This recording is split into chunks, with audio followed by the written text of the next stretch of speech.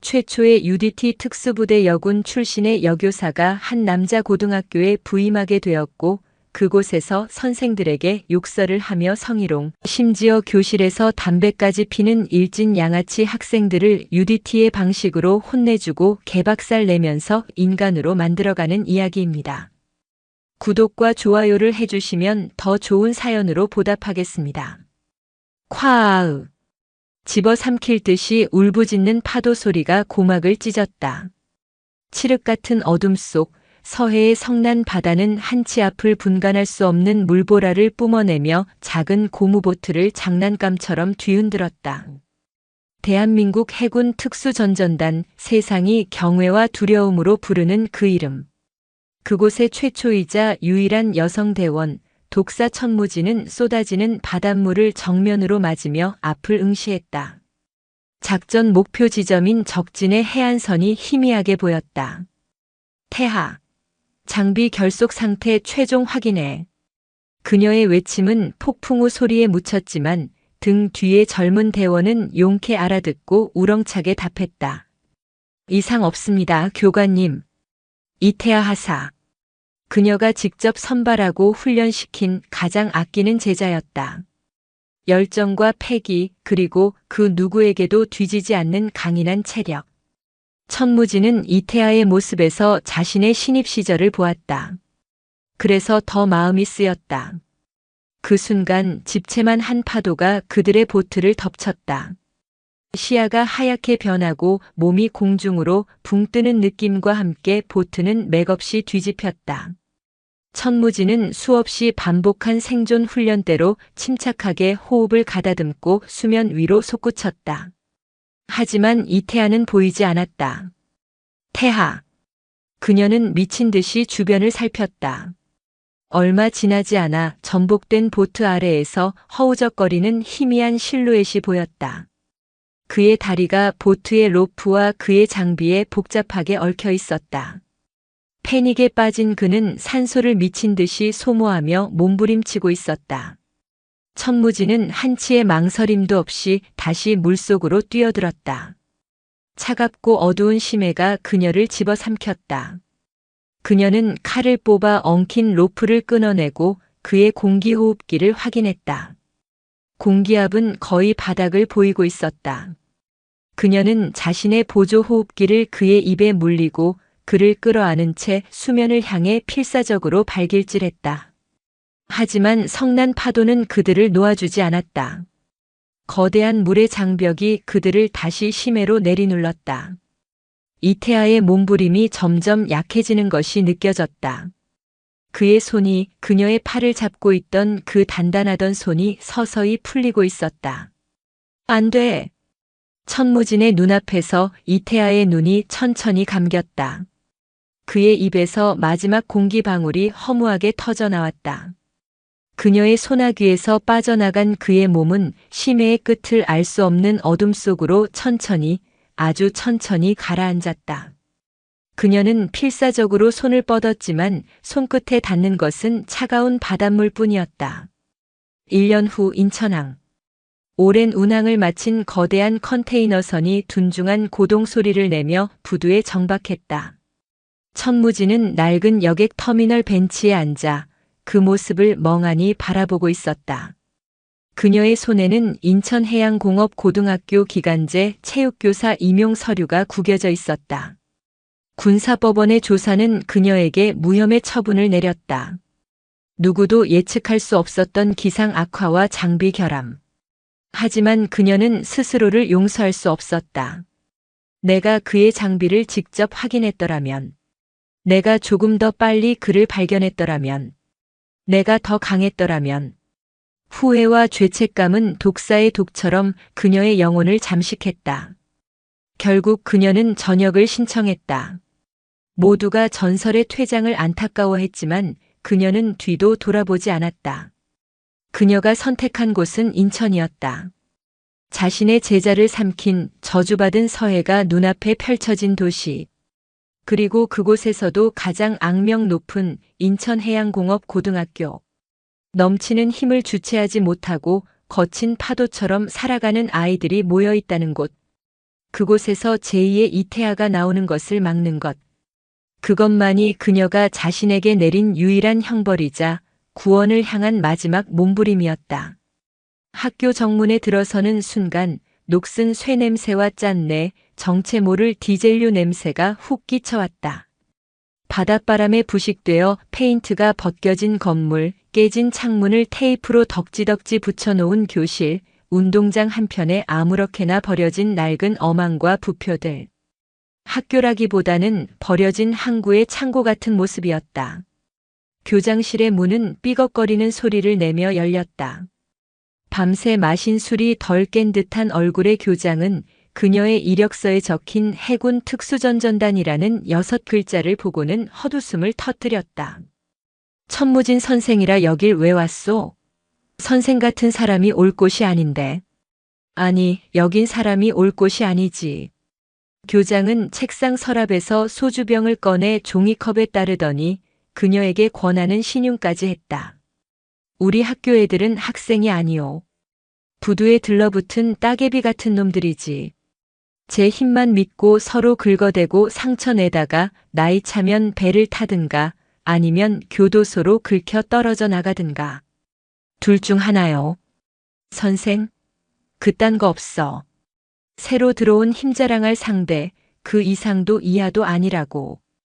교장의 눈에는 체념과 냉소가 가득했다.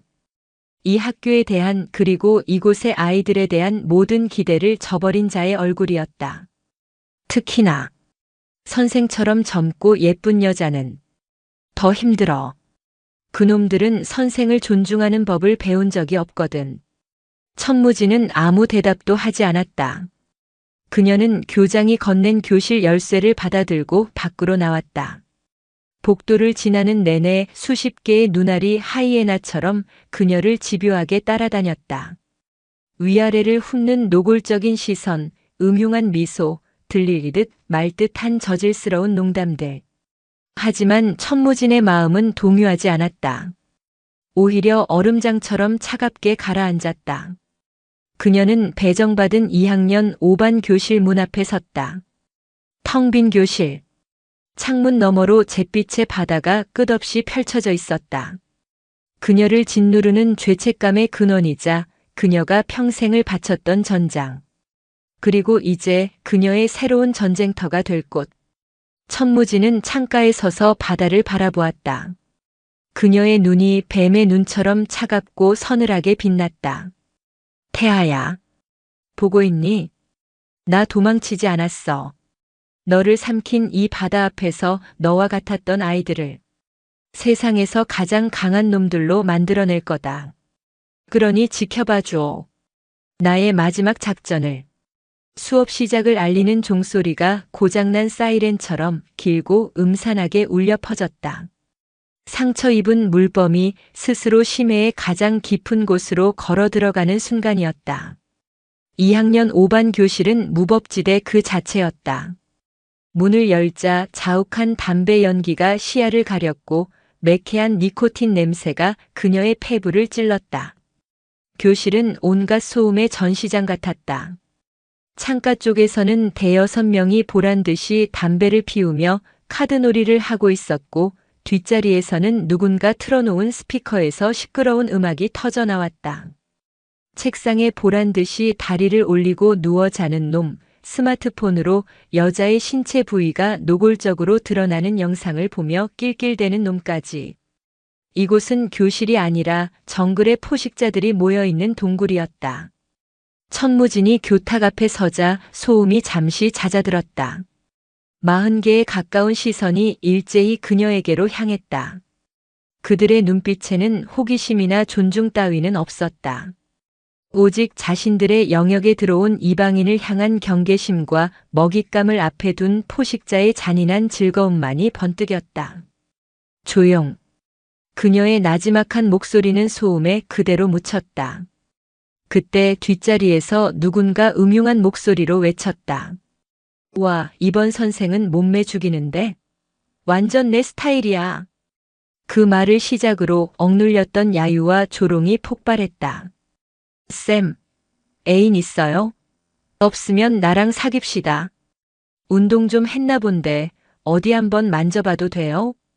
그때 사천왕 중 하나인 최일도가 자리에서 일어나 그녀 앞으로 어슬렁어슬렁 걸어 나왔다.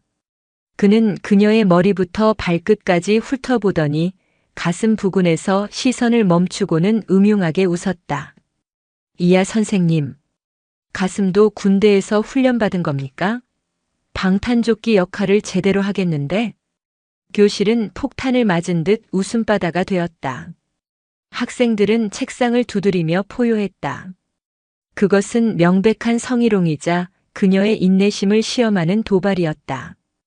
교실의 왕, 백호람은 의자에 기대앉아 팔짱을 낀 채 이 모든 광경을 재미있다는 듯 지켜보고 있었다. 그의 눈은 내가 어디까지 버티나 한번 보자고 말하고 있었다. 천무진은 미동도 하지 않았다. 그녀의 얼굴에서는 모든 감정이 지워져 있었다. 분노, 수치심, 당혹감. 그 어떤 것도 찾아볼 수 없었다. 그녀의 내면에서는 해군 특수전전단 교관 독사의 스위치가 켜지고 있었다. 그녀는 눈앞의 학생들을 아이들이 아닌 통제해야 할 적대 세력으로 인식하기 시작했다. 위협 수준, 주동자, 동조자, 방관자. 모든 것이 순식간에 분석되고 있었다. 그녀의 눈빛이 변했다. 얼음장 같던 눈동자가 먹잇감의 숨통을 끊기 직전의 독사처럼 섬뜩하고 차갑게 빛났다.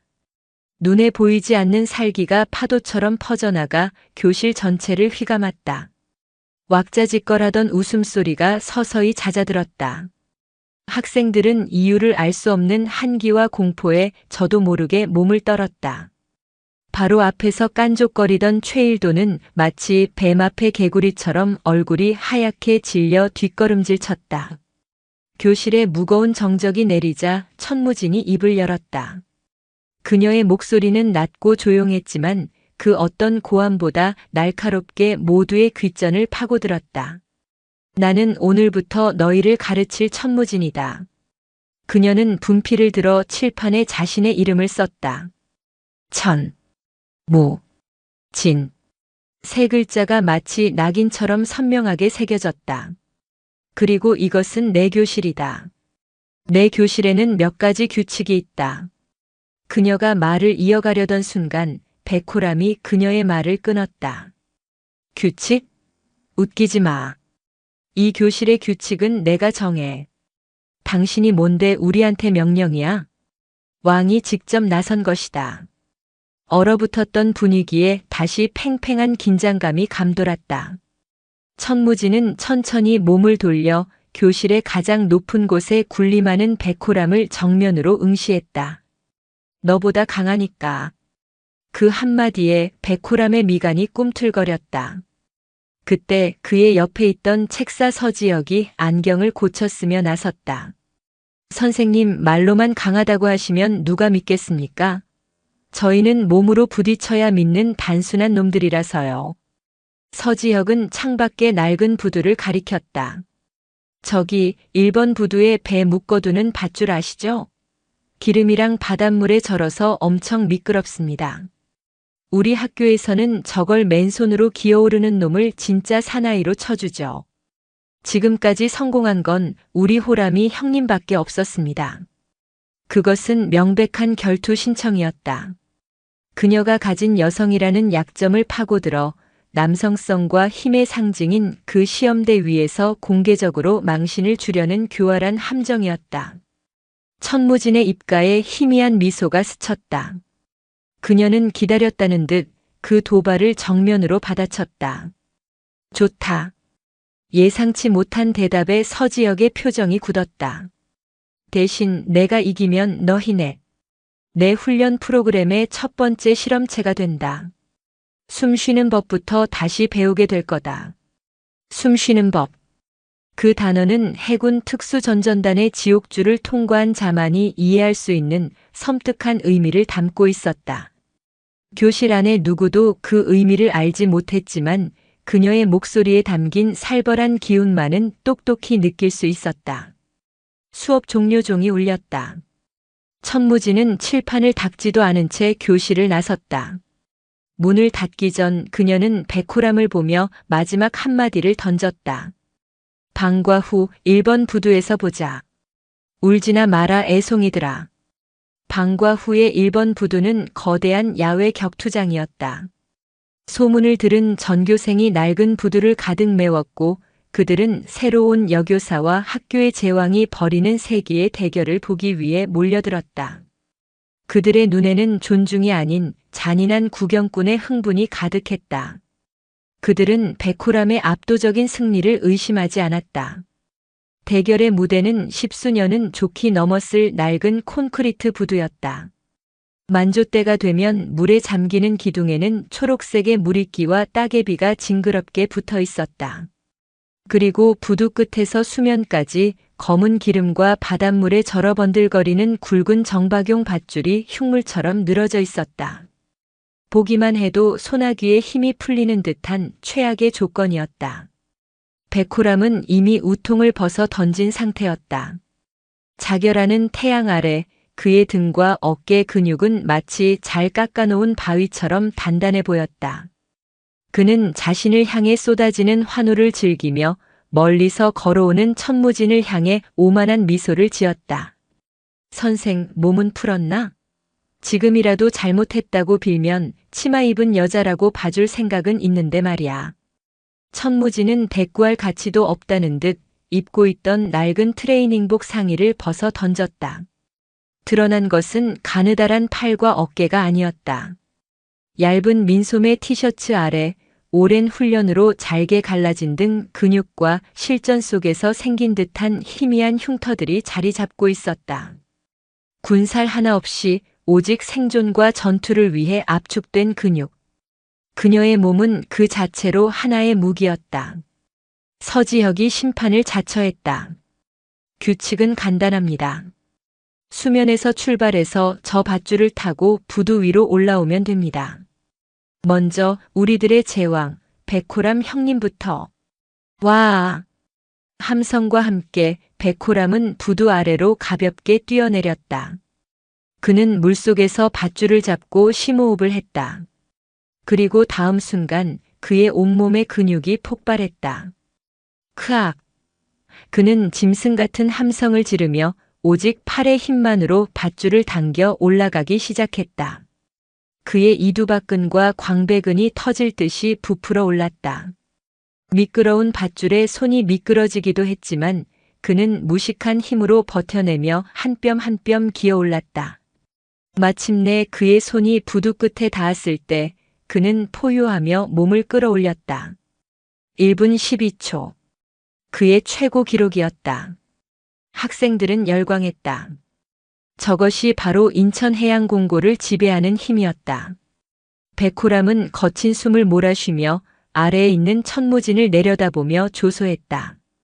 이제 천무진의 차례. 그녀는 요란한 준비운동 없이 부두 끝에 서서 밧줄과 바다를 번갈아 보았다. 그리고는 약속이나 한 듯 소음이 멎고 모두의 시선이 집중된 순간 조금의 망설임도 없이 바다로 몸을 던졌다. 요란한 물보라가 아닌 슥 하는 소리와 함께 물속으로 빨려 들어가는 깨끗한 입수였다. 그녀는 물속에서 밧줄을 잡았다. 그리고 다음 순간 지켜보던 모두의 눈을 의심하게 하는 광경이 펼쳐졌다. 그녀는 팔 힘만으로 올라가지 않았다. 그녀는 밧줄에 몸을 밀착시키더니 다리를 밧줄에 교차시켜 단단히 감았다. 그리고는 마치 거대한 뱀이 나무를 오르듯 온몸의 근육을 유기적으로 사용하며 율동적으로 상승하기 시작했다. 팔로 당기고 다리로 지탱하고 다시 코어의 힘으로 몸을 끌어올리는 힘의 낭비가 전혀 없는 효율적인 움직임. 그것은 해군 특수전전단 대원들이 밧줄을 오를 때 사용하는 일명 바다뱀 자세였다. 학생들은 입을 다물지 못했다. 백호람의 등반이 힘과 힘이 부딪히는 투쟁이었다면 천무진의 등반은 물과 하나가 된 유형에 가까웠다. 그녀의 표정은 평온했고 호흡은 흐트러짐이 없었다. 백호람이 헉헉거리며 도달했던 부두 끝에 그녀는 너무나도 손쉽게 도달했다. 그리고는 가볍게 몸을 튕겨 사뿐히 부두 위에 착지했다. 기록 48초. 운동장에는 절대적인 침묵이 흘렀다. 경악과 충격. 자신들이 믿었던 힘의 신화가 눈앞에서 너무나도 허무하게 깨져버린 것에 대한 혼란. 백호람은 멍한 표정으로 물에 젖은 채 자신 앞에 서 있는 천무진을 올려다보았다. 그녀의 몸에서는 바닷물과 함께 감히 범접할 수 없는 강자의 향기가 뿜어져 나오고 있었다. 천무진은 젖은 머리카락을 쓸어넘기며 넋이 나간 백호람을 내려다보았다. 그녀의 목소리는 조용했지만 부두 위의 모든 학생들의 심장에 비수처럼 박혔다. 힘만으로는 부두의 깡패밖에 되지 못한다. 진짜 강함은 어떤 환경에서도 살아남는 기술에서 나온다. 오늘부터 너희의 놀이터는 끝났다. 그녀는 쓰러져 있는 백호람을 지나쳐 멍하니 서 있는 서지혁, 강대웅, 최일도를 향해 말했다. 내일 아침 6시 운동장으로 집합. 너희의 첫 번째 실험을 시작한다. 다음 날 새벽 6시. 동이 트기 전에 푸르스름한 어둠이 인천 앞바다와 학교 운동장을 무겁게 짓누르고 있었다. 약속 장소에 나타난 사천왕과 그들을 따르는 10여 명의 학생들은 밤새 설친 듯 피곤한 기색이 역력했다. 그들은 여전히 반신반의하고 있었다. 설마 진짜로 뭘 하겠어? 하는 오만한 생각과 어제 부두에서 보았던 압도적인 모습에 대한 불길한 예감이 뒤섞여 있었다.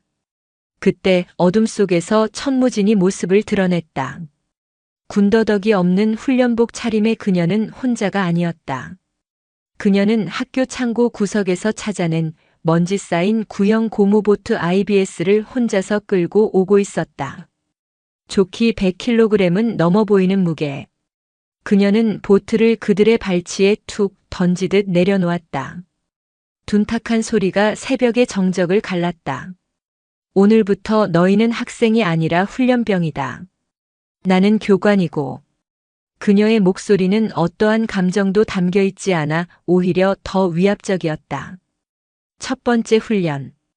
보트 머리 위로. 네. 이걸 들라고요? 최일도가 기가 막힌다는 듯 소리쳤다. 질문은 허용하지 않는다. 실시. 학생들은 투덜거리며 보트에 달라붙었다. 하지만 젖은 모래와 진흙을 머금은 고무보트는 그들의 생각보다 훨씬 무거웠다. 하나, 둘, 셋. 구령에 맞춰 힘을 써봤지만 보트는 꿈쩍도 하지 않았다. 오히려 서로 힘주는 방향이 달라 우왕좌왕하기만 했다. 그렇게 해서는 평생 들어도 못 든다. 천무진은 그들 옆에 섰다. 힘을 한 곳으로 모으는 법부터 배워라. 리더는 누구냐? 백호람. 내가 구령을 통제해. 나머지는 너희 왕의 목소리에만 집중한다. 너희는 이제 개인이 아니다. 한 팀이다. 백호람은 자존심이 상했지만 이 상황을 끝내기 위해 어쩔 수 없이 나섰다. 준비. 앉아. 어깨에 올리고.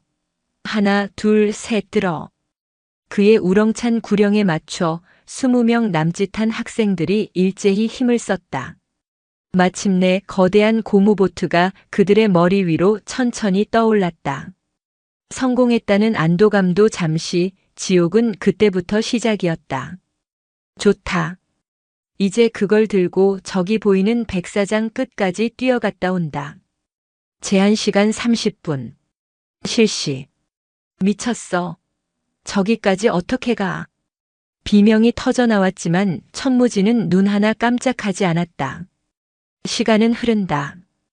그 한마디에 학생들은 이를 악물고 뛰기 시작했다. 발이 푹푹 빠지는 모래사장 위를 100kg이 넘는 무게를 머리에 이고 달리는 것은 고문 그 자체였다. 어깨는 부서질 듯 아팠고 폐는 터질 것 같았다. 얼마 못 가 대열이 무너지고 보트가 한쪽으로 기울며 몇몇이 깔릴 뻔한 아찔한 순간도 있었다.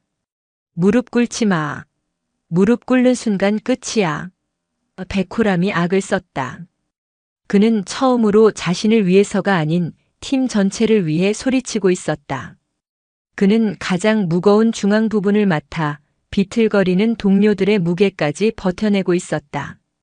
30분이 영원처럼 흘러 마침내 그들이 출발점으로 돌아왔을 때 전원은 그대로 모래사장 위에 시체처럼 쓰러져 버렸다. 단 한 명의 낙오자도 없었다. 오전 훈련 끝.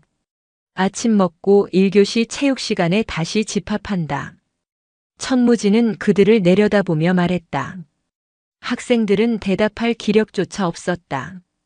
그날 이후 인천해양공고의 체육 시간은 완전히 변했다. 더 이상 공을 차거나 농구를 하는 시간은 없었다. 운동장은 거대한 야외 훈련장이 되었다. 학생들은 들것에 사람을 싣고 달렸고 거대한 통나무를 어깨에 메고 앉았다 일어서기를 반복했다. 천무진이 전투 체력 단련이라 부르는 훈련이었다. 당연히 불만은 폭주했다. 하지만 그럴 때마다 천무진은 그 어떤 말보다 확실한 방법으로 그들의 입을 다물게 했다.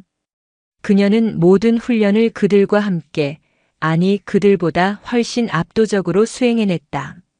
학생들이 들것을 나르다 지쳐 쓰러지면 그녀는 혼자서 들것의 양쪽을 들고 달렸다. 통나무가 무겁다고 불평하면 그녀는 가장 무거운 중앙에서 2인분의 무게를 짊어졌다. 그녀의 존재 앞에서 힘들다는 말은 가장 비겁한 변명이 될 뿐이었다. 그러던 어느 날 오후 훈련 중 찰과상을 입은 학생들을 데리고 보건실을 찾았다. 보건실은 언제나처럼 시끄러운 싸움 끝에 찾아온 학생들, 실습 중에 다친 학생들로 북적였다. 보건교사 박은영은 능숙하고 차분하게 아이들을 돌보고 있었다.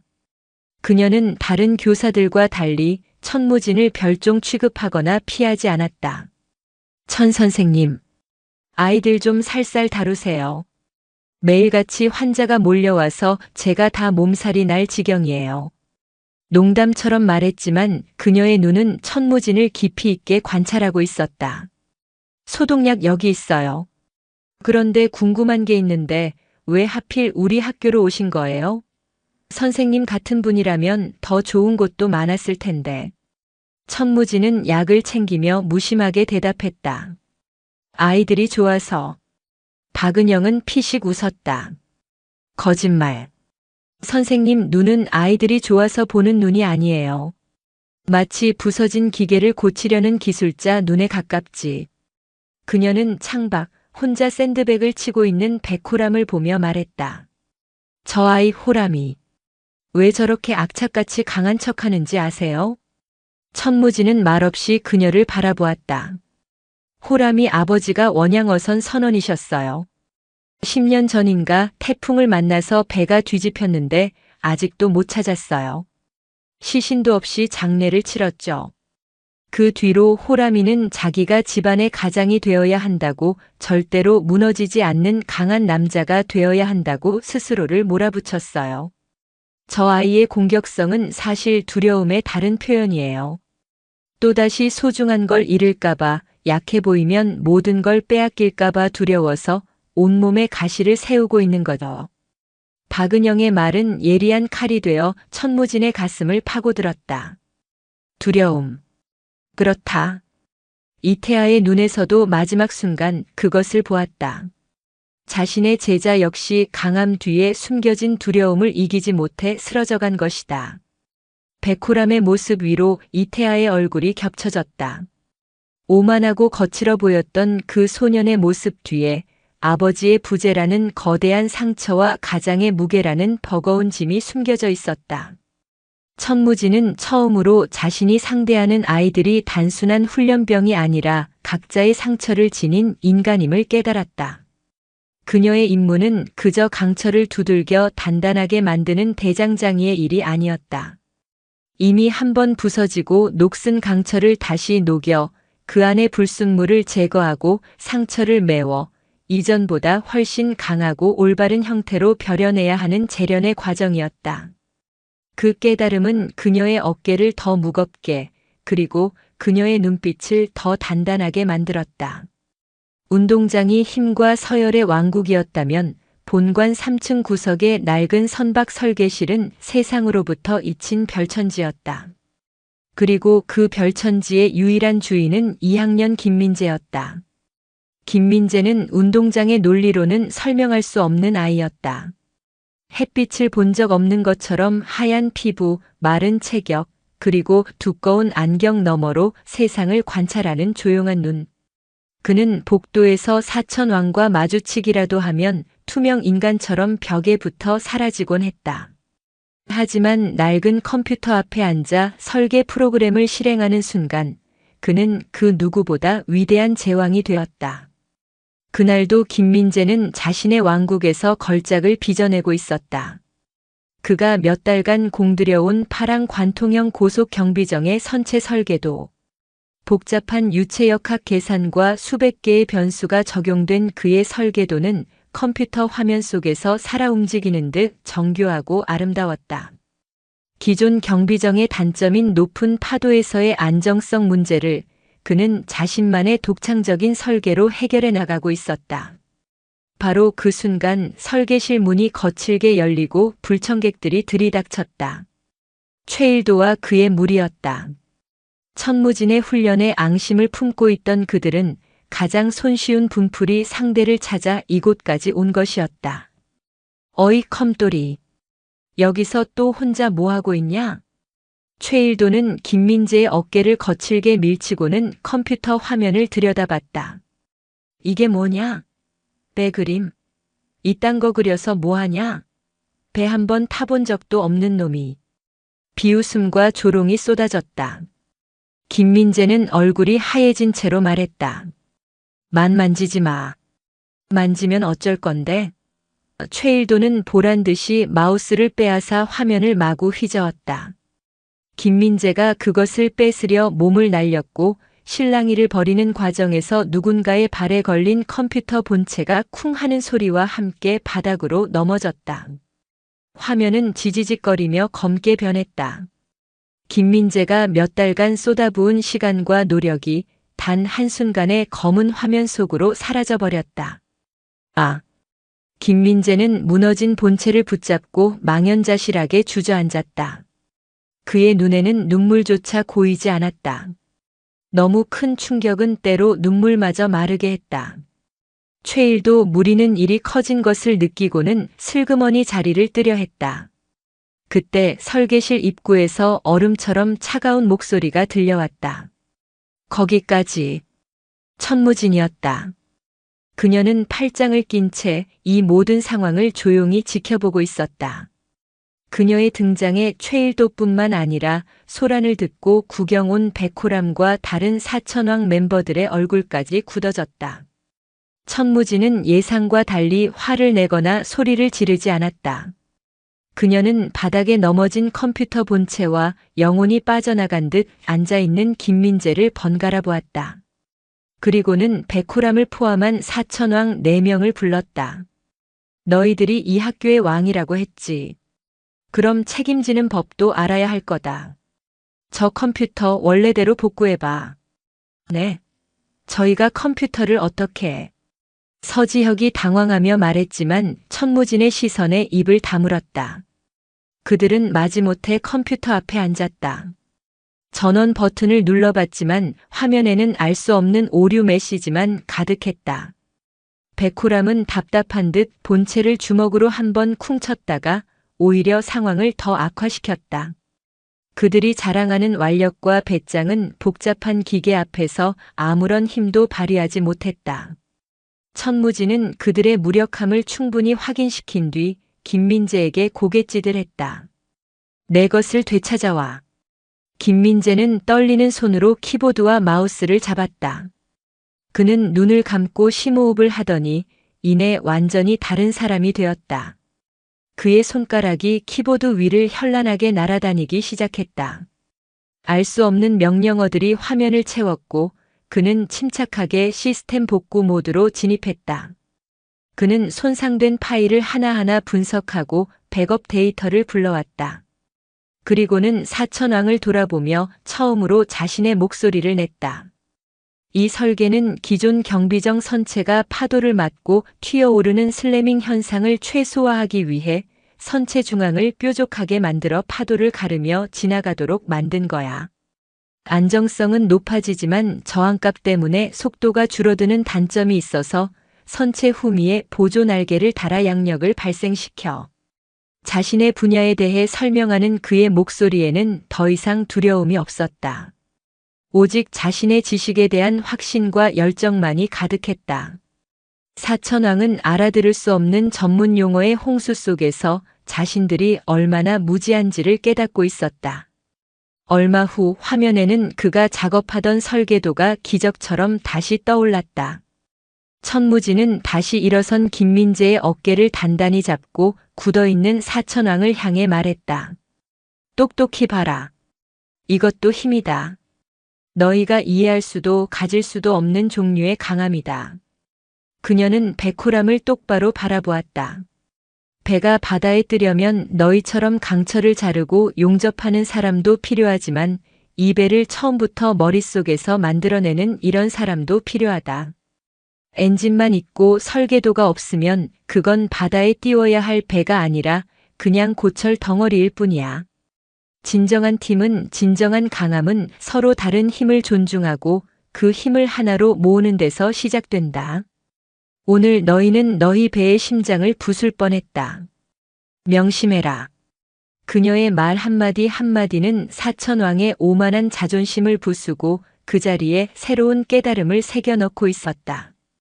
백호람은 처음으로 주먹의 힘이 세상의 전부가 아닐지도 모른다는 생각을 하게 되었다. 그는 자신도 모르게 경이로운 눈으로 김민재를 바라보고 있었다. 천무진이 일으킨 균열은 사천왕의 세계를 뿌리부터 흔들었다.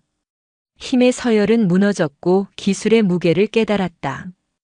그들은 자신들이 세운 왕국이 얼마나 편협하고 무지한 것이었는지를 매일같이 깨닫고 있었다. 혼란스러웠다.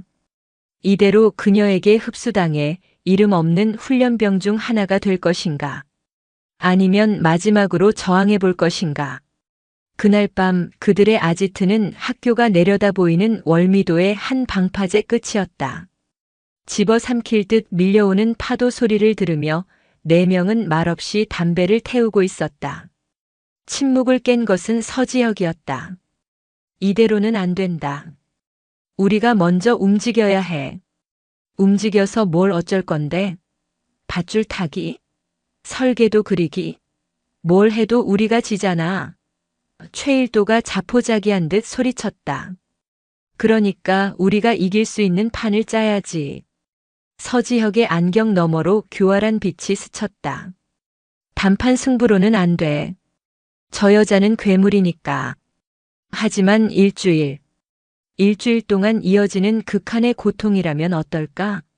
아무리 강한 인간이라도 일주일 내내 잠도 못 자고 쉬지도 못하고 몸을 혹사당하면 버틸 수 없어. 정신이 먼저 무너질 거다. 그것은 그들이 할 수 있는 마지막 발악이자 가장 거대한 도박이었다. 해군 출신들이나 부두 노동자들 사이에서 전설처럼 떠도는 지옥주 훈련. 그것을 흉내내어 그들만의 지옥을 만드는 것이다. 백호람은 오랫동안 말이 없었다. 그는 성난 파도를 바라보고 있었다. 저 파도의 아버지를 잃었다. 그는 파도보다 강해지고 싶었다. 저 여자 천무진은 파도를 닮아 있었다. 강하고 냉정하고 모든 것을 집어삼킬 듯한. 저 여자를 이긴다면 마치 파도를 이기는 것과 같지 않을까? 좋아. 하자. 백호람의 한마디에 모든 것이 결정되었다. 다음 날 사천왕은 결연한 표정으로 천무진을 찾아왔다. 그들은 마치 중대한 협상을 앞둔 사절단처럼 진지하고 무거운 분위기를 풍겼다.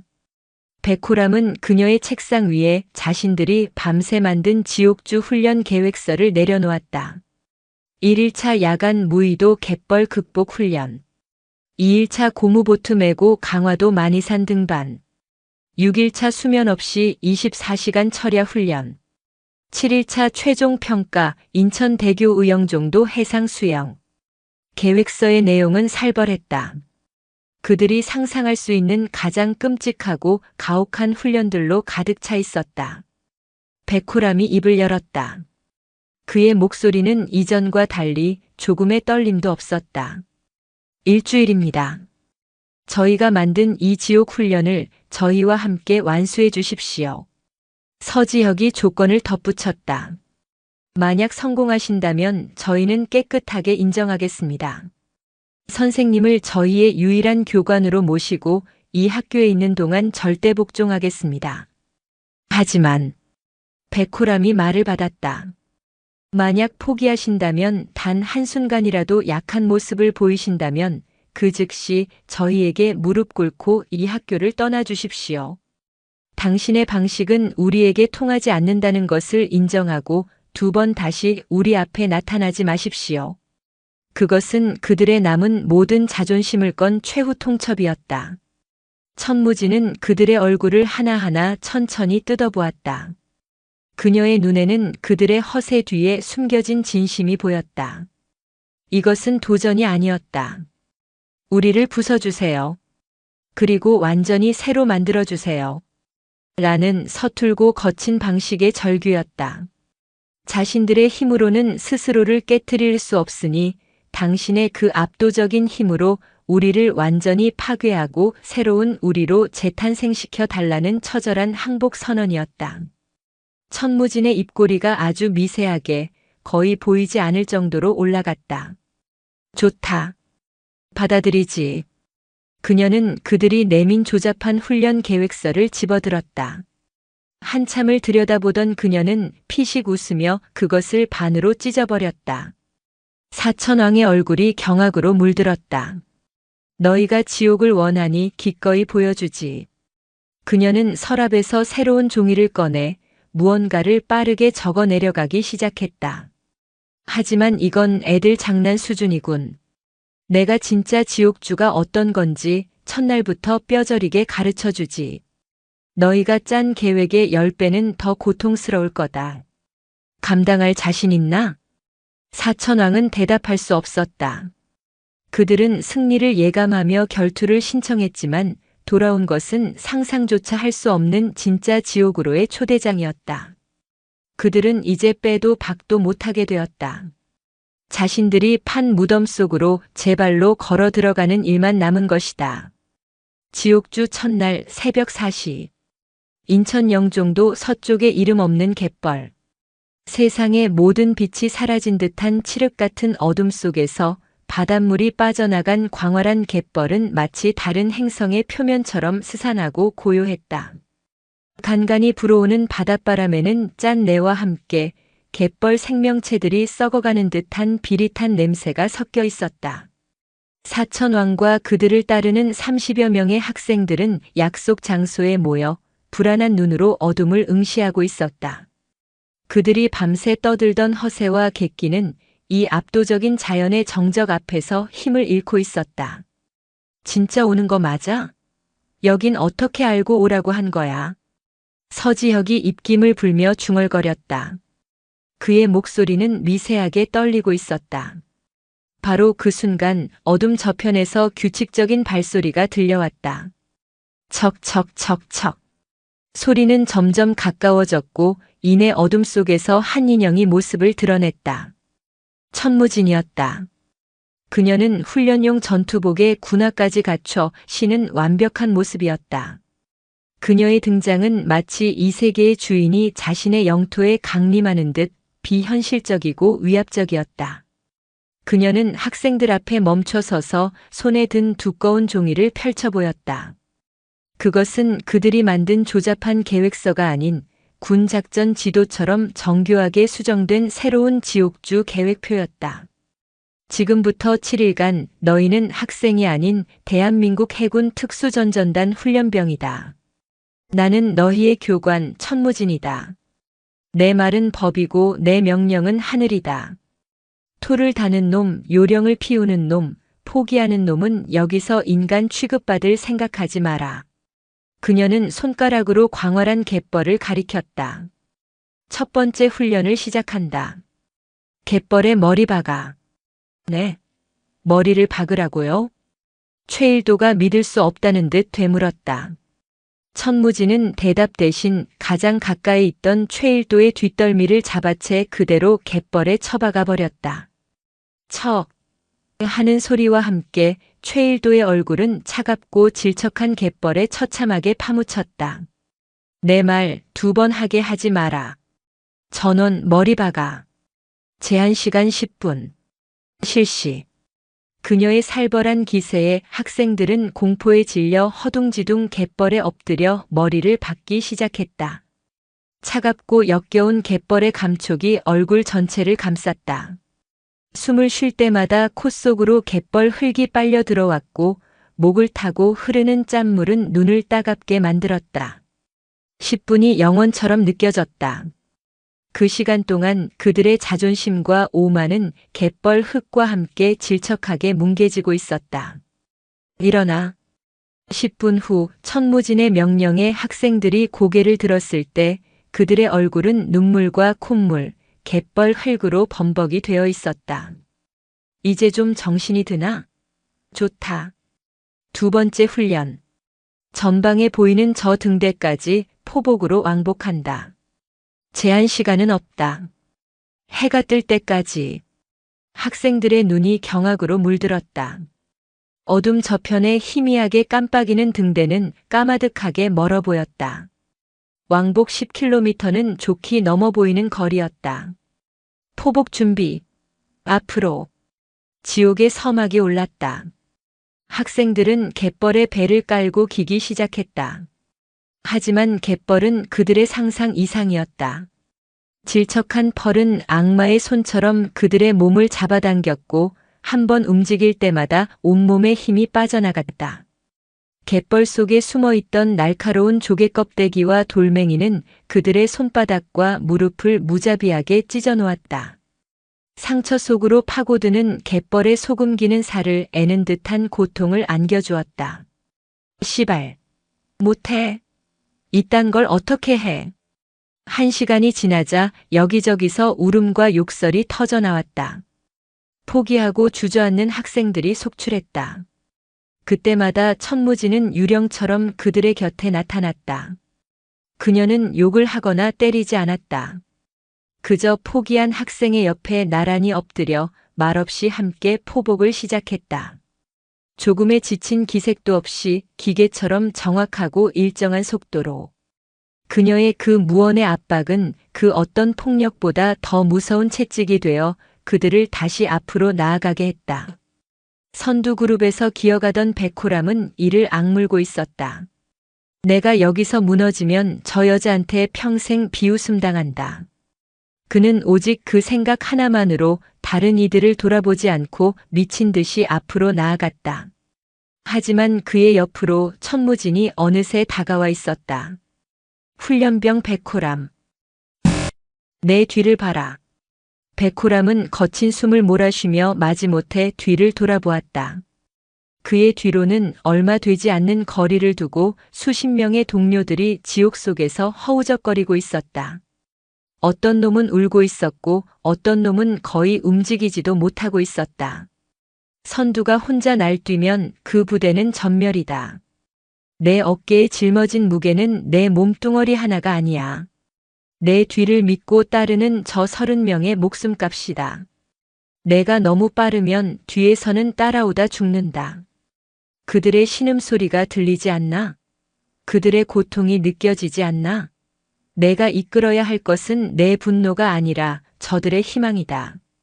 천무진의 말은 차가운 비수가 되어 백호람의 심장에 박혔다. 그는 처음으로 자신의 뒤에 있는 동료들을 책임져야 할 존재로 인식하기 시작했다. 그는 무의식적으로 속도를 늦췄다. 그리고는 뒤를 향해 처음으로 소리쳤다. 야, 조금만 더 버텨. 거의 다 왔어. 동쪽 하늘이 희미하게 밝아오기 시작할 무렵 마침내 30명의 학생들이 모두 등대를 찍고 출발점으로 돌아왔다. 그들은 인간의 형상을 하고 있지 않았다. 피와 흙과 눈물로 범벅이 된 진흙 덩어리들이었다. 그들은 그대로 갯벌 위에 널브러져 해가 떠오르는 것을 멍하니 바라보았다. 지옥의 첫날이 끝나고 있었다. 지옥주 3일차.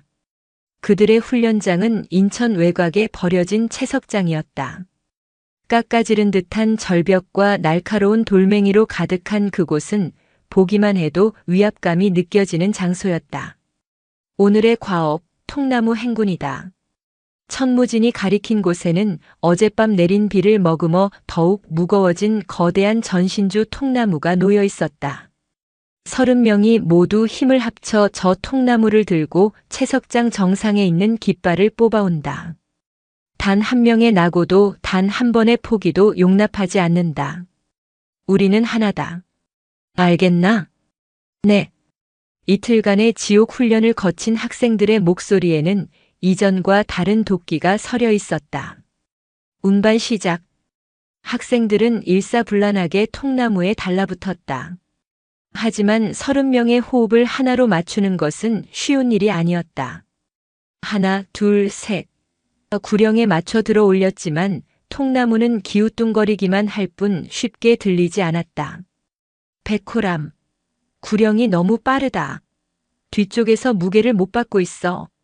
서지혁. 내 위치가 너무 높아. 자세 낮춰. 천무진의 날카로운 지적이 쏟아졌다.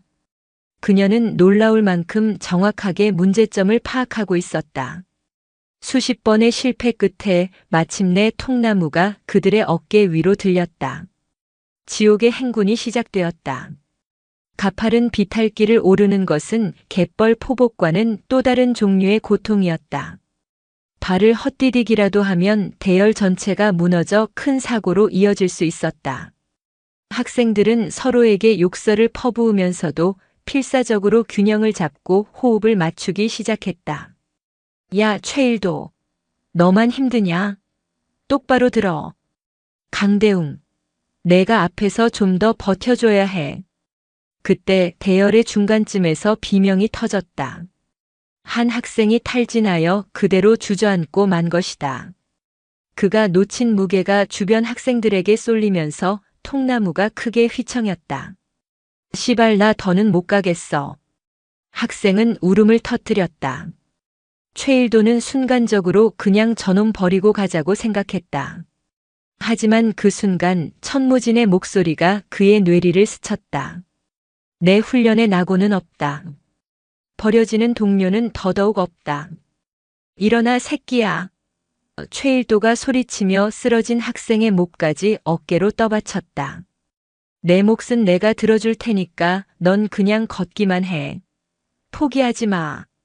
그것이 신호탄이었다. 백호람은 전원 휴식, 1분간 자세 유지 라고 외치며 대열을 정비했다.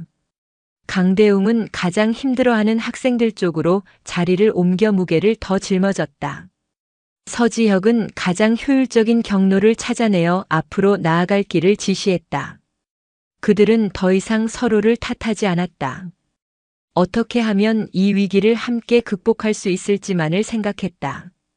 쓰러졌던 학생을 부축하고 서로의 땀을 닦아주며 그들은 한 걸음 한 걸음 정상을 향해 나아갔다. 그들의 어깨를 짓누르는 것은 더 이상 통나무의 무게만이 아니었다. 그것은 동료와 팀이라는 태어나서 처음 느껴보는 무겁고도 뜨거운 책임감의 무게였다. 마침내 정상에 도착하여 깃발을 뽑았을 때 그들은 통나무를 내려놓고 그대로 땅바닥에 쓰러져 서로를 부둥켜 안고 포효했다. 그것은 단순한 성공의 기쁨이 아니었다. 이기적인 개인들의 집합이었던 자신들이 비로소 우리라는 이름의 하나가 되었음을 확인하는 감격의 함성이었다. 천무진은 그 모습을 말없이 지켜보고 있었다. 그녀는 정상의 바람을 맞으며 나지막이 말했다. 진정한 강함은 혼자 100kg을 드는 힘이 아니다. 10사람이 힘을 합쳐 1톤을 들어 올리는 지혜다. 그리고 진정한 리더는 가장 앞에서 혼자 달리는 사람이 아니라 가장 뒤에서 처지는 동료의 손을 잡아주는 사람이다. 너희는 오늘 경쟁자가 아닌 전우가 되는 법을 배웠다. 그녀의 말은 이제 더 이상 차가운 명령이 아니었다. 혹독한 겨울을 이겨낸 제자들에게 스승이 건네는 따뜻하고 묵직한 가르침이었다. 지옥주의 마지막 날밤. 그들에게 주어진 최종 임무는 인천 앞바다의 작은 무인도에서 단 한 대의 낡은 고무보트와 지도, 나침반만을 이용해 본토에 약속된 지점까지 돌아오는 해상 침투 및 탈출 훈련이었다. 지금부터 너희는 적진에 고립된 대원들이다. 지원은 없다. 오직 너희의 힘과 동료를 믿고 이 바다를 건너 복귀해야 한다. 할 수 있겠나? 네, 교관님. 30개의 목소리가 하나의 목소리가 되어 밤바다에 울려 퍼졌다. 7일 전의 오합지졸은 어디에도 없었다. 그들의 눈에는 강인한 자신감과 동료에 대한 굳건한 신뢰가 자리 잡고 있었다. 출항 초기 훈련은 순조로웠다. 김민재가 나침반과 별자리를 보며 정확하게 항로를 유지했고 백호람과 서지혁은 교대로 노를 저으며 팀을 이끌었다. 하지만 밤바다는 그들의 성장을 비웃기라도 하듯 순식간에 표정을 바꾸었다. 갑자기 돌풍이 불기 시작하더니 장대 같은 비가 쏟아지기 시작했다. 파도는 순식간에 집채만해져서 낡은 고무보트를 나뭇잎처럼 흔들어댔다. 물이 찬다. 퍼내. 노를 놓치지 마. 학생들은 비명을 지르며 사투를 벌였다. 하지만 그들의 노력을 비웃듯 거대한 파도가 보트를 덮치며 그대로 뒤집어 버렸다. 으악! 전원이 차갑고 어두운 밤바다 속으로 내동댕이 쳐졌다.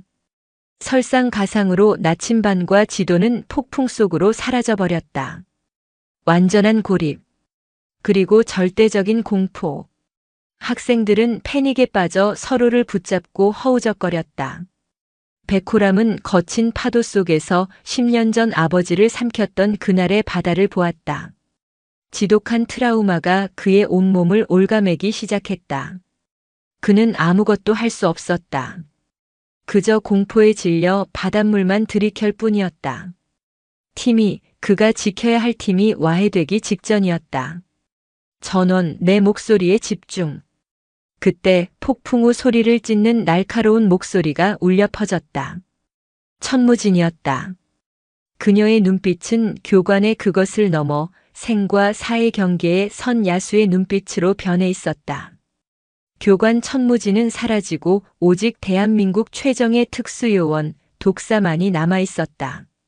그녀는 패닉에 빠진 백호람의 뺨을 강하게 후려쳤다. 정신 차려, 백호람. 내 아버지는 파도에 졌지만 너는 아니야. 넌 내 동료들을 지켜야 해. 지금 당장 뒤집힌 보트를 붙잡고 인원부터 파악한다. 실시. 그녀는 이어서 소리쳤다. 강대웅. 넌 힘 빠진 놈들 옆에 붙어. 절대로 놓치지 마. 김민재. 넌 파도의 방향과 바람을 읽어. 육지가 어느 쪽일지 계산해. 최일도 넌 계속해서 구령을 외쳐서 우리가 흩어지지 않게 해.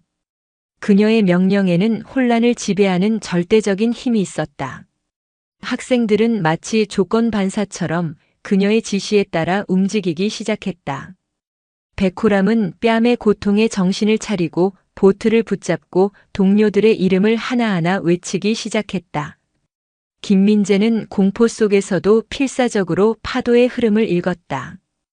그들은 각자에게 주어진 임무를 수행하며 뒤집힌 보트에 의지한 채 거대한 파도와 싸우기 시작했다. 밤새도록 이어진 사투. 체온은 떨어지고 힘은 바닥났지만 아무도 동료의 손을 놓지 않았다. 그들은 서로의 체온을 나누고 서로를 격려하며 지옥 같은 밤을 버텨냈다. 동쪽 하늘이 밝아오고 폭풍이 잦아들 무렵 그들의 시야에 작은 어선 한 척이 들어왔다. 구조된 것이다. 어선 갑판 위로 끌어올려진 학생들은 탈진하여 쓰러진 채 서로를 바라보았다. 그리고 그들 곁에는 마찬가지로 온몸이 젖은 채 그들을 지켜보는 천무진이 있었다. 그들은 살아남았다. 자신들의 힘으로 서로를 믿는 마음 하나로 죽음의 문턱에서 살아 돌아왔다. 백호람은 천무진을 보았다. 그녀는 자신을 짓누르던 바다라는 트라우마를 온몸으로 부딪혀 이겨내게 해주었다. 그녀는 단순한 교관이 아니었다. 자신들을 구원한 지휘관이자 진정한 영웅이었다. 지옥주의 마지막 밤은 그렇게 끝나고 있었다. 지옥주가 끝난 후 인천해양공업고등학교에는 기묘한 평화가 찾아왔다. 이전처럼 복도에서 담배 연기가 피어오르거나 이유 없는 폭력이 난무하는 일은 사라졌다. 대신 운동장과 체육관은 새벽부터 늦은 밤까지 땀 흘리는 학생들의 열기로 가득 찼다. 그 중심에는 천무진의 지옥주를 통과한 30명의 일기들이 있었다. 그들은 더 이상 문제아가 아니었다. 학교의 질서를 바로잡고 다른 학생들의 훈련을 이끄는 비공식적인 선도부이자 모두가 동경하고 따르는 리더 그룹이 되어 있었다. 학생들은 더 이상 천무진을 선생님이나 아줌마라 부르지 않았다. 그들은 복도에서 그녀와 마주칠 때마다 마치 오랜 전통인 것처럼 허리를 90도로 숙이며 우렁차게 외쳤다. 교관님께 대하여 충성. 그녀는 이제 단순한 기간제 교사가 아닌 아이들의 영혼에 강철 같은 규율과 뜨거운 심장을 동시에 새겨 넣은 절대적인 존재였다. 가장 경이로운 변화는 사천왕에게서 찾아볼 수 있었다. 학교의 제왕이었던 백호람은 더 이상 자신의 상처를 감추기 위해 주먹을 휘두르지 않았다. 그는 지옥주 마지막 날 자신을 짓누르던 바다의 트라우마를 정면으로 돌파한 이후 이전과는 비교할 수 없는 단단함과 깊이를 갖게 되었다.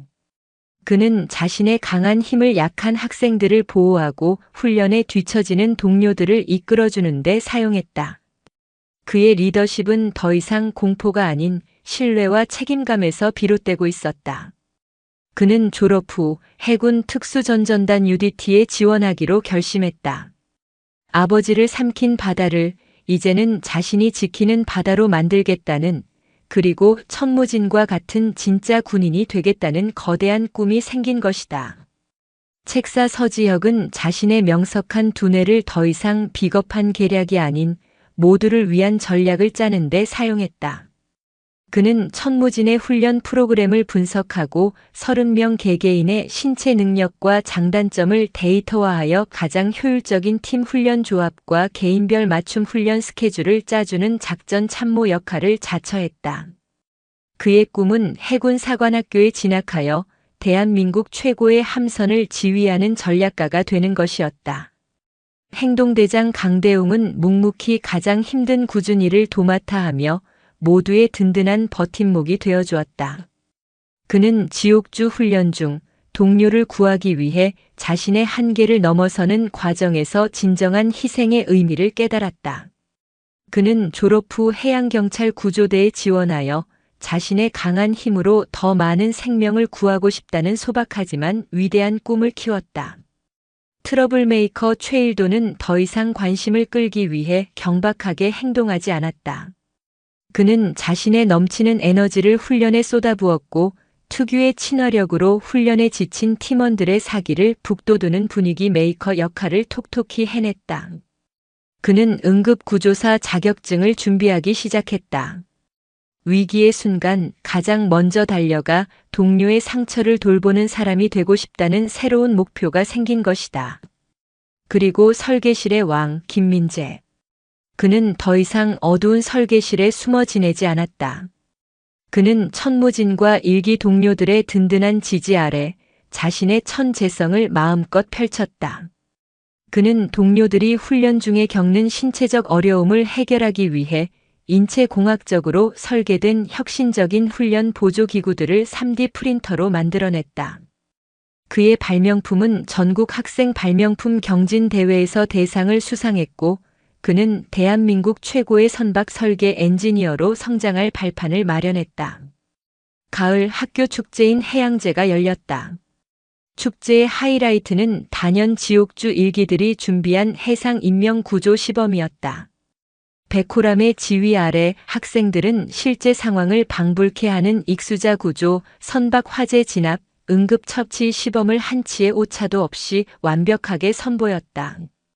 그들의 절도 있는 움직임과 강인한 눈빛에 지켜보던 모든 학생과 교사, 학부모들은 감탄과 박수를 아끼지 않았다. 천무진은 부두의 가장 높은 곳에 서서 그 모습을 조용히 바라보고 있었다. 땀 흘리며 서로를 격려하는 제자들의 모습. 그 위로 1년 전 자신을 절망의 심해로 끌어내렸던 그날의 풍경이 겹쳐 보였다. 성난 파도 속에서 힘없이 가라앉던 이태아 하사의 마지막 모습. 그녀의 눈에서 뜨거운 눈물이 흘러내렸다. 하지만 그것은 더 이상 죄책감과 후회의 눈물이 아니었다. 그녀는 이태아를 지키지 못했다는 트라우마에 스스로를 가두고 가장 깊은 심해로 도망쳐 왔었다. 하지만 이제는 알 수 있었다. 그녀는 도망친 것이 아니었다. 이태아가 남긴 마지막 숙제를 풀기 위해 이곳으로 보내진 것이었다. 그녀의 눈앞에 이태아의 환영이 나타났다. 그는 훈련을 막 마친 듯 늠름하고 건강한 모습으로 그녀를 향해 환하게 웃고 있었다. 그리고는 아무 말 없이 허리를 숙여 깊고 진심 어린 경례를 했다. 교관님, 이제 괜찮습니다. 교관님의 임무는 완수되었습니다. 라고 말하는 듯 했다. 천무진은 흐르는 눈물을 닦지 않은 채 그를 향해 희미하게 미소 지으며 마음속으로 대답했다. 그래, 태아야. 나 이제 괜찮아. 내가 이루고 싶었던 꿈, 내가 지키고 싶었던 바다. 이제 저 아이들이 너와 함께 지켜나갈 거야. 그녀는 더 이상 과거의 상처에 얽매인 폐잔병이 아니었다. 거칠고 미숙했던 야생의 소년들을 세상에서 가장 강인하고 올바른 팀으로 길러낸 진정한 스승으로 다시 태어난 것이다. 제왕의 귀환은 한 명의 영웅이 아닌 하나의 전설적인 팀을 탄생시키며 그렇게 완성되고 있었다. 에필로그 심해를 지키는 자들. 5년 후 소말리아 아덴만. 해적선 접근. 전원 전투 배치. 대한민국 해군 청해부대 최영함의 함교, 날카로운 지휘 구령이 울려 퍼졌다. 검게 그을린 얼굴과 강인한 눈빛의 젊은 작전관이 쌍안경으로 해적선을 주시하며 침착하게 명령을 내리고 있었다. 그의 전투복에는 서지역 대위라는 이름표가 선명했다. 그의 지휘 아래 UDTSEAL 검문 검색대가 고속단정에 몸을 싣고 파도를 갈랐다. 돌격조 진입 준비. 고속단정 선두에서 팀을 이끄는 것은 이제는 베테랑의 풍모가 물씬 풍기는 백호람 중사였다. 그의 등 뒤로는 해양경찰 구조대에서 경력을 쌓고 특임대로 재입대한 강대웅 중사와 응급구조 전문가가 된 최일도 하사가 굳건히 자리를 지키고 있었다. 작전은 성공적이었다. 그들은 단 한 명의 사상자도 없이 해적들을 제압하고 피랍된 상선과 선원들을 무사히 구출해냈다. 작전이 끝나고 백호람은 위성전화로 누군가에게 짧게 보고했다. 교관님, 임무 완수했습니다. 전원 이상 무. 수화기 너머에서는 여전히 차분하고 단단한 목소리가 들려왔다. 잘했다. 하지만 방심하지 마. 진짜 적은 언제나 내 안에 있으니까. 천무진은 군으로 복귀하지 않았다. 대신 그녀는 해양경찰 교육원에 자리를 잡고 신입 대원들을 대상으로 한 특수 생존 훈련 교관으로 일하고 있었다. 그녀는 더 이상 혼자만의 전설이 되기를 원치 않았다. 더 많은 팀을 만들어 더 넓은 바다를 지키는 것이 그녀의 새로운 임무가 되었다. 한편 대한민국 최대의 조선소. 새로 건조된 최첨단 이지스 구축함의 진수식이 열리고 있었다. 구축함의 설계를 총괄한 최연소 수석 연구원이 단상에 올라섰다. 안경 너머로 자신감 넘치는 미소를 띤 그는 바로 김민재였다. 그가 설계한 함선이 이제 그의 친구들이 지키는 바다로 나아가는 순간이었다. 그들은 각자의 자리에서 각자의 방식으로 5년 전 그날의 약속을 지키고 있었다. 세상을 지키는 가장 강한 팀이 되겠다는 약속을. 몇 달 후 인천의 한 낡은 부두. 그들이 처음 만났던 1번 부두에 사내 5이 모였다. 휴가를 나온 백호람, 서지혁, 강대웅, 최일도 그리고 김민재였다. 그들은 말없이 기름과 바닷물에 절어 여전히 그 자리를 지키고 있는 낡은 밧줄을 바라보았다. 그때 그들 뒤로 익숙한 그림자가 다가왔다. 천무진이었다. 여기서 뭐하나 훈련병들. 또 밧줄이라도 타게? 그녀의 말에 5명의 사내들은 약속이나 한 듯 일제히 돌아보며 5년 전 그날처럼 우렁차게 외쳤다. 교관님께 대하여 충성. 천무진의 입가에 처음으로 따뜻하고 환한 미소가 번졌다. 그녀는 이제 더 이상 상처 입은 독사가 아니었다. 제왕의 심장을 품은 자랑스러운 제자들을 둔 세상에서 가장 행복한 스승이었다. 그들은 함께 노을이 붉게 물드는 인천 앞바다를 바라보았다. 심해의 가장 깊은 어둠 속에서 시작되었던 그들의 이야기는 이제 대한민국의 바다를 지키는 가장 밝은 빛이 되어 영원히 계속될 것이었다. 오늘도 요지경 사연을 잘 들어주셔서 감사합니다.